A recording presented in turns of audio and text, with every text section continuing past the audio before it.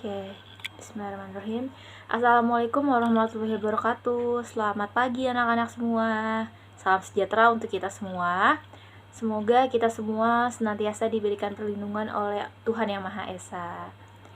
Anak-anak, sebelum mulai pembelajaran pada pagi hari ini, Ibu ingin mengingatkan, jangan lupa mengisi presensi kehadiran yang linknya telah Ibu sediakan di WhatsApp grup kelas masing-masing ya. Oke. Sebelum kita memulai pembelajaran pada pagi hari ini, alangkah baiknya kita berdoa agar apa yang kita dapatkan hari ini dapat bermanfaat untuk kita semua. Oke, berdoa menurut agama dan kepercayaan masing-masing dimulai.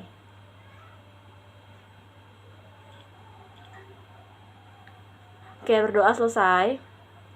Anak-anak semua, pada pertemuan hari ini kita masih sama ya seperti minggu-minggu sebelumnya, yaitu melalui video pembelajaran.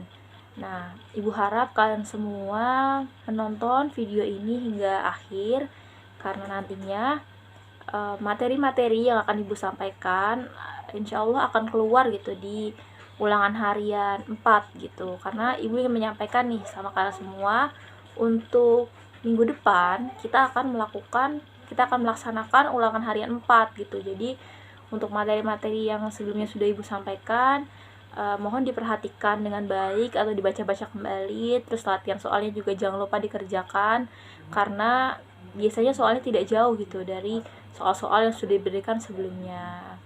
Oke. Nah, minggu lalu kita sudah mempelajari tentang dampak positif dan dampak negatif dari globalisasi. Nah, untuk minggu ini kita akan mempelajari terkait dengan upaya menghadapi globalisasi. Oke. Harap menyimak dengan seksama gitu, karena di akhir pembelajaran nanti seperti biasa Ibu akan memberikan latihan soal kepada kalian semua.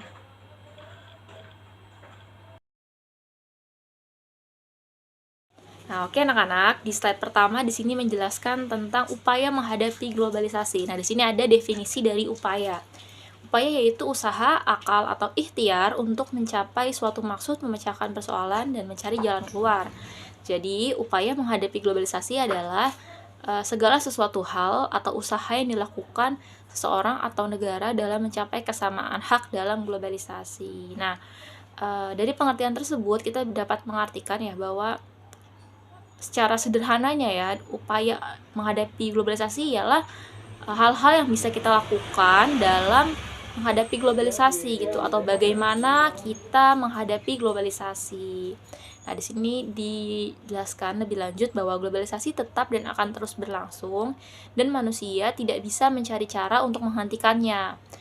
Namun, manusia bisa mencari cara untuk menyikapinya, yakni upaya ya, berupa upaya yang dapat dilakukan dalam menghadapi globalisasi. Oke, upaya tersebut bukan saja upaya menghadapi hal negatif dari globalisasi, namun juga upaya yang harus disiapkan secara positif menghadapi era globalisasi. Nah, oke, di sini dijelaskan ya bahwa kita ini harus mempersiapkan bukan hanya upaya-upaya menghadapi hal yang negatif aja, tetapi kita juga harus menyiapkan upaya-upaya menghadapi hal positif dari globalisasi, supaya nantinya kita ini tidak mengikuti arus gitu ya, kita tidak terbawa oleh arus globalisasi yang sangat luas gitu ya cakupannya. Nah, kita bisa membatasi diri kita dari hal-hal yang tidak perlu gitu dalam globalisasi seperti itu.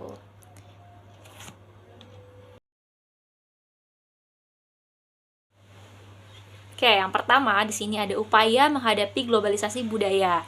Nah, upaya yang dapat dilakukan agar budaya lokal tidak tergerus dan hilang akibat globalisasi, diantaranya dengan mengadakan berbagai macam pameran, seminar, dan lomba kebudayaan.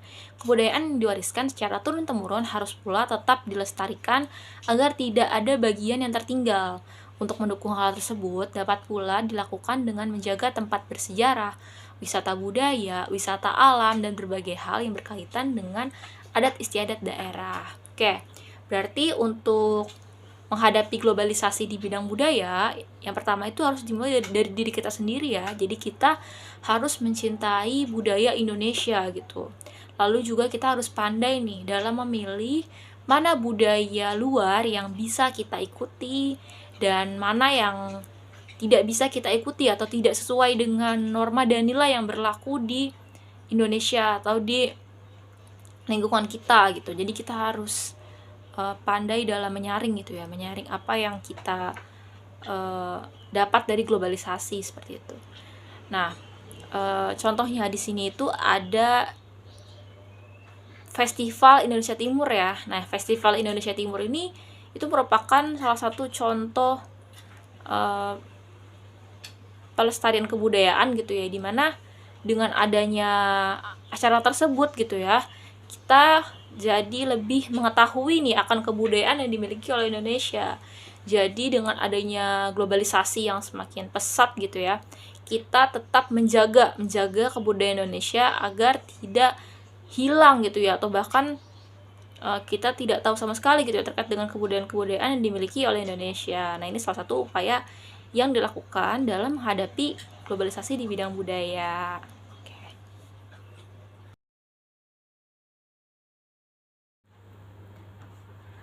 Oke, di sini ada cara yang dapat dilakukan untuk menghadapi globalisasi di bidang budaya. Yang pertama, ada menyaring setiap budaya asing yang masuk ke Indonesia. Nah, ini yang tadi seperti Ibu jelaskan ya, bahwa kita sendiri nih sebagai masyarakat Indonesia yang harus pintar-pintar dalam memilih kebudayaan dari luar yang masuk ke Indonesia. Jadi, mana kebudayaan positif atau yang bisa kita aplikasikan di kehidupan sehari-hari, dan mana kebudayaan yang konteksnya negatif dan tidak sesuai dengan nilai dan norma yang dianut oleh bangsa Indonesia. Lalu yang kedua, mempromosikan budaya asli Indonesia ke kancah internasional. Nah, jadi jika kita tidak ingin budaya Indonesia ini hilang dan tergerus arus globalisasi, maka kita yang harus memperkenalkan budaya Indonesia ini ke dunia internasional gitu, atau ke negara-negara lain, agar masyarakat negara ini bisa tahu nih kebudayaan Indonesia gitu. Lalu yang ketiga, menyukai dan menggunakan produk-produk asli Indonesia. Nah, ini juga penting ya bagi kita sebagai warga negara Indonesia, bahwa kita ini harus mencintai produk-produk dalam negeri gitu. Kita harus memakai apa yang diproduksi oleh bangsa kita gitu. Contohnya misalnya batik ya, batik itu kan merupakan contoh kebudayaan Indonesia gitu. Nah, kita bisa nih menggunakan batik sebagai penanda gitu, bahwa kita cinta akan budaya Indonesia gitu, atau produk-produk Indonesia. Nah, yang keempat, memperkuat persatuan dan kesatuan antar warga Indonesia. Nah, seperti yang kita tahu ya, bahwa Indonesia ini kan merupakan negara yang memiliki beragam kebudayaan ya, beragam suku bangsa dan kebudayaan.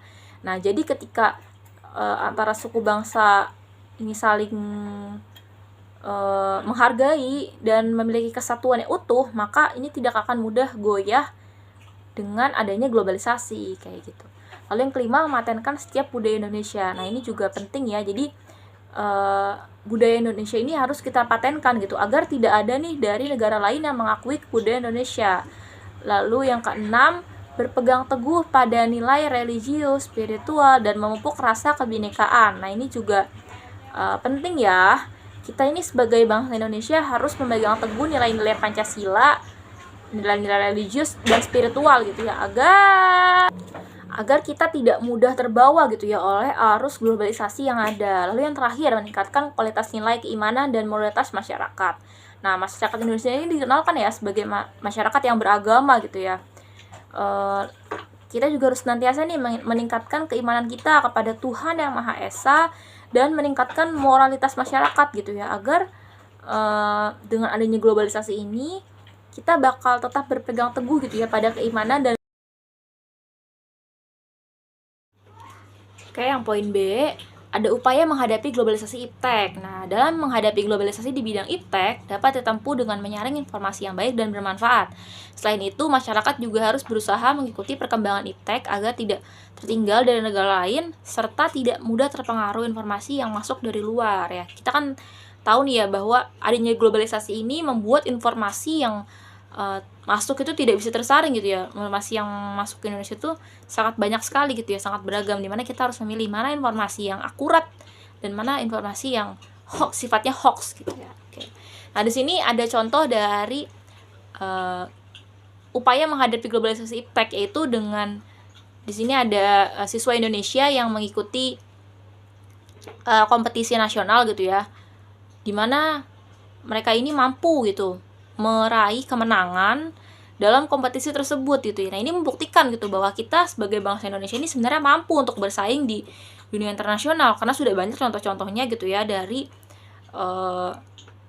anak-anak muda Indonesia yang bisa memenangkan gitu ya, memenangkan kompetisi atau olimpiade di tingkat internasional seperti itu. Di sini ada upaya untuk menghadapi globalisasi yang melanda bidang iptek. Yang pertama, berkompetisi dengan kemajuan iptek. Nah, ini kita harus mampu gitu ya, mampu bersaing atau berkompetisi dalam perkembangan iptek yang ada gitu, sehingga kita tidak tergerus oleh adanya globalisasi. Jadi kita harus menguasai dan mengikuti perkembangan zaman gitu ya. Nah, yang kedua, meningkatkan motif berprestasi. Nah, dengan adanya globalisasi, kita juga harus senantiasa meningkatkan kemauan kita gitu ya, kemauan kita untuk lebih baik daripada sebelumnya gitu, karena ini bisa menjadi upaya gitu ya, menjadi upaya agar kita mampu bersaing di bidang iptek gitu. Lalu meningkatkan kualitas atau mutu sumber daya manusia. Nah, ini penting ya. Biasanya hal yang bisa kita lakukan untuk meningkatkan kualitas atau mutu sumber daya manusia itu dilakukan dengan cara apa sih? Dengan cara pendidikan ya tentunya. Nah, pendidikan ini yang merupakan cara gitu ya agar seorang manusia ini dapat ditingkatkan gitu kualitas atau mutu mereka gitu. Nah, yang keempat, selalu berorientasi ke masa depan. Nah, ini nih yang penting ya. Kita itu harus selalu mempunyai pikiran atau pandangan itu ke depan. Kita harus selalu inovatif gitu terhadap ide-ide. Lalu kita juga harus melihat segala sesuatu itu ke depannya gimana, seperti itu. Nah, ketika sudah berpikiran seperti itu, maka kita akan bisa gitu ya untuk menghadapi globalisasi di bidang iptek. Nah, yang terakhir, meningkatkan penguasaan kita terhadap teknologi modern. Nah, ini ya, karena perkembangan teknologi yang sangat pesat gitu ya di era digital seperti sekarang ini ya, dimana menuntut ya setiap manusia untuk berhubungan dengan teknologi gitu, maksudnya berhubungan dengan ilmu pengetahuan dan teknologi gitu, sehingga kita nih sebagai masyarakat modern juga harus dituntut untuk menguasai gitu ya, menguasai atau setidaknya tahu gitu ya, setidaknya tahu terhadap teknologi gitu ya, agar kita ini tidak tertinggal gitu ya, kita tidak tertinggal, jadi kita harus menguasai teknologi seperti itu. Oke, yang selanjutnya poin C, di sini ada upaya menghadapi globalisasi ekonomi. Nah, pada dasarnya negara-negara di dunia ini terdapat dua kutub dalam menyikapi globalisasi. Globalisasi ekonomi ya. Negara-negara ini terdiri dari negara yang memiliki perekonomian yang kuat. Ini biasanya seperti negara-negara maju ya. Dan negara yang memiliki sumber daya alam yang banyak, tetapi sumber daya manusia yang mengolahnya terbatas. Nah, ini seperti negara-negara berkembang gitu ya. Contohnya Indonesia yang memiliki sumber daya alam yang sangat banyak, akan tetapi pengelolaan sumber daya manusia ini terbatas, seperti itu. Nah, Indonesia memberanikan diri untuk berkecimpung dalam perdagangan bebas gitu ya. Dengan ditandatanganinya AFTA, berarti Indonesia telah siap ikut ambil bagian dalam perdagangan bebas. Nah, AFTA ini merupakan organisasi perdagangan internasional gitu ya, yang singkatan dari Asian Free Trade Area, di mana ada beberapa negara ya yang ikut bergabung di AFTA ini gitu. Jadi yang di atas ini contoh dari gambar perdagangan internasional, dan yang di bawah ini adalah logo dari AFTA atau Asian Free Trade Area gitu. Nah, ini merupakan contoh gitu ya dari upaya menghadapi globalisasi ekonomi. Selanjutnya, upaya yang harus dilakukan dalam globalisasi di bidang ekonomi. Yang pertama, menyiapkan SDM yang kompeten, kompetitif, dan memiliki kemampuan. Jadi penting sekali ya untuk SDM di sebuah negara itu kompeten. Kompeten atau istilahnya itu dia memiliki suatu ability atau kemampuan gitu ya terhadap satu bidang gitu ya. Setidaknya dia menguasai satu bidang. Nah, itu penting gitu ya bagi sebuah negara. Nah, yang kedua, melaksanakan standarisasi dan sertifikasi bagi perusahaan dan lembaga pemerintah. Nah, ini harus adanya standar tertentu dan sertifikasi bagi perusahaan atau lembaga pemerintah agar globalisasi di bidang ekonomi ini dapat dijalankan dengan baik gitu ya. Jadi ini adalah upaya yang bisa kita lakukan di globalisasi ekonomi. Lalu yang ketiga, menghilangkan praktek-praktek korupsi, kolusi, nepotisme, dan manipulasi. Nah ini biasanya ini yang sulit hilang gitu ya di Indonesia gitu ya, karena sudah menjadi suatu budaya, itu budaya KKN ya di Indonesia, budaya korupsi. Nah ini perlu gitu ya, diperlukan kerjasama berbagai pihak gitu ya, kerjasama berbagai pihak agar adanya KKN ini bisa hilang gitu ya, budaya KKN ini bisa hilang dari masyarakat Indonesia. Ini dibutuhkan kerjasama antara pemerintah, masyarakat gitu. Nah yang keempat, mendorong pengusaha-pengusaha lokal. Nah ini kita harus mendukung gitu ya, mendukung usaha-usaha lokal atau usaha-usaha UMKM gitu ya, UMKM yang ada di Indonesia gitu, agar perekonomian Indonesia pun bisa bangkit gitu ya, karena dengan adanya pengusaha lokal atau UMKM ini bisa membuat ekonomi Indonesia ini berkembang gitu ya, seperti itu.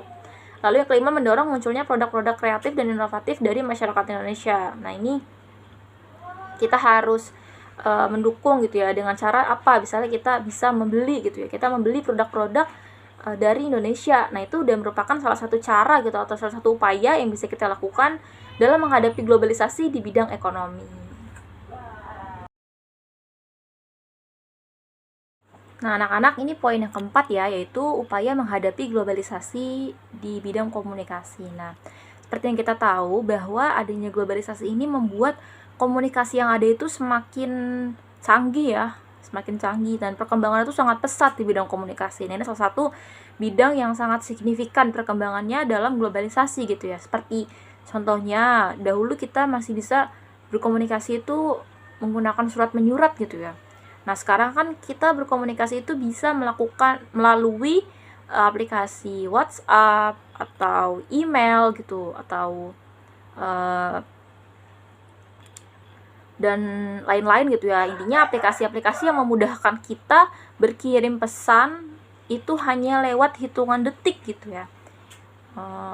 Oke, nah di sini ada nih upaya yang bisa kita lakukan dalam menghadapi globalisasi di bidang komunikasi. Nah yang pertama, memilih dan memanfaatkan alat komunikasi secara tepat dan sebaik-baiknya sesuai dengan fungsi dan kebutuhan gitu. Jadi kita harus menggunakan komunikasi ini seperlunya saja gitu ya, jangan berlebihan gitu menggunakannya, karena kalau misalnya berlebihan itu, contohnya pada anak-anak ya, pada anak-anak itu harus dibatasi nih penggunaan teknologi komunikasi ya, seperti penggunaan handphone pada anak-anak itu harus dibatasi dan diawasi gitu oleh orang tua. Lalu yang kedua, memanfaatkan alat komunikasi demi kemajuan masa depan dan tidak menyalahgunakannya. Nah jadi di sini kita harus bisa bijak gitu ya, bisa bijak dalam menggunakan teknologi. Jangan sampai adanya teknologi ini membuat kita justru semakin mengalami kemunduran gitu ya. Artinya kita menyalahgunakan adanya teknologi di bidang komunikasi ini gitu.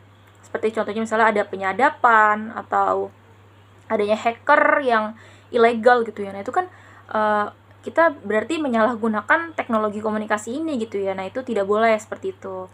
Nah yang ketiga, memilih informasi dengan tepat dan bijaksana agar tidak mudah terpengaruh dan terhasut oleh informasi yang salah. Nah ini ya, ini pentingnya nih kalau dalam globalisasi komunikasi, ini pentingnya kita untuk pintar dalam memilih berita yang akurat gitu, atau sumbernya ini jelas gitu. Jadi jangan sampai kita memilih berita bahkan menyebarkannya gitu, berita-berita yang mungkin belum jelas asal usulnya atau tidak jelas dari mana berita itu berasal, intinya istilahnya sumbernya gitu, sumbernya tidak jelas. Nah itu kita harus pandai-pandai ya dalam memilih mana informasi yang akurat dan mana informasi yang tidak akurat gitu ya, atau kita harus cross check gitu ya, cross check kebenaran akan informasi yang kita dapatkan. Nah, yang poin E, upaya menghadapi globalisasi transformasi. Nah, di sini, globalisasi di bidang transformasi telah membawa pengaruh yang sangat besar dalam pemilihan alat transportasi. Alat transportasi yang modern dan cepat dalam membantu mobilitas manusia menjadi salah satu pertimbangan dalam pemilihan alat transportasi, sehingga alat transportasi lokal atau yang kurang modern menjadi tersisih. Nah, ini ya, karena mungkin masyarakat itu melihat ya bahwa transportasi modern ini lebih efisien gitu ya dalam waktu, tenaga gitu ya, atau biaya gitu ya. Beda halnya dengan teknologi transportasi lampau gitu ya, istilahnya transportasi yang belum modern. Nah itu kan mungkin lebih memakan banyak waktu gitu ya ketika kita menggunakannya gitu. Nah ini kenapa masyarakat ini lebih memilih transportasi modern gitu ya. Misalnya contoh nih, kita menggunakan kereta KRL gitu ya, KRL atau LRT gitu. Nah ini kan waktu yang kita tempuh itu akan lebih sedikit gitu ya dibandingkan kita menggunakan contohnya beca atau andong gitu ya, atau bemo gitu ya. Ini kan waktu yang kita bisa habiskan itu lebih sedikit gitu ya ketika kita menggunakan transportasi modern ketimbang kita menggunakan transportasi yang belum modern gitu. Nah ini mungkin cara kita untuk menghadapi globalisasi di bidang transportasi. Kita bisa lihat ya di slide selanjutnya. Nah, yang ini ada cara menghadapi agar globalisasi di bidang transportasi ini bisa berjalan dengan baik gitu ya. Nah, yang pertama memanfaatkan alat transportasi sesuai dengan jarak dan waktunya. Jadi misalnya nih kita menggunakan transportasi umum modern, contohnya seperti apa? Seperti KRL ya, seperti KRL misalnya. Nah, tujuan kita misalnya dari Tebet ke Pasar Minggu gitu ya. Nah, ya udah kita bisa menggunakan KRL itu dari stasiun Tebet ke stasiun Pasar Minggu gitu. Jangan sampai kita ini menggunakan kereta dari Tebet terus kita jalan dulu ke Lenteng Agung, jalan ke Depok, jalan ke stasiun Bogor, baru kita balik lagi ke stasiun Pasar Minggu. Nah, itu kan namanya kita menggunakan transportasi ini tidak sesuai dengan jarak dan waktunya, seperti itu. Lalu yang kedua, menggunakan alat transportasi tidak berlebihan agar tidak terjadi pencemaran lingkungan. Nah, ini misalnya kita tidak memiliki tujuan tertentu atau misalnya kita cuma sekedar iseng-iseng jalan-jalan, nah sebaiknya kita tidak usah menggunakan transportasi ya, ada baiknya kita bersepeda kayak gitu, karena untuk meminimalisir adanya pencemaran lingkungan gitu. Jadi sebaiknya jika kita tidak memiliki tujuan tertentu, tidak ada kegiatan, ya sebaiknya kita di rumah saja gitu. Atau kalau mau jalan-jalan kita bisa menggunakan sepeda gitu, karena itu kan tidak menimbulkan pencemaran lingkungan seperti itu. Nah, yang ketiga, menjaga keberadaan alat transportasi lokal sebagai salah satu khasanah budaya. Nah, transportasi lokal atau transportasi Indonesia di era 90-an, 80-an itu walaupun sudah banyak yang tergantikan ya sekarang, tapi kita harus tetap nih menjaga transportasi tersebut agar tetap istilahnya diingat gitu ya, diingat oleh masyarakat Indonesia gitu ya. Nah, misalnya kita mengadakan pameran gitu ya, pameran transportasi lokal gitu kan, itu kan bisa menjadi salah satu hal gitu ya agar kita tetap mengingat adanya Indonesia itu pernah ada transportasi lokal gitu, seperti transportasi bemo, becak pun masih ada ya sekarang ya, walaupun sudah jarang tapi masih ada ya di beberapa tempat gitu ya, seperti di pasar-pasar itu masih ada becak. Lalu apalagi bajai pun masih ada ya beradaannya gitu. Nah, itu bisa ya misalnya kita mengunjungi pameran atau misalnya museum transportasi lokal gitu ya. Nah, sebagai untuk memperkaya khasanah budaya yang kita miliki seperti itu. Oke, sekian yang dapat Ibu sampaikan untuk materi pada pembelajaran hari ini. Kurang lebihnya Ibu mohon maaf yang sebesar-besarnya. Dan apabila ada yang ingin ditanyakan, kalian bisa langsung bertanya lewat grup atau bisa langsung personal kontak ke Ibu gitu ya. Jadi kurang lebihnya Ibu mohon maaf. Wassalamualaikum warahmatullahi wabarakatuh. Selamat berakhir pekan semuanya.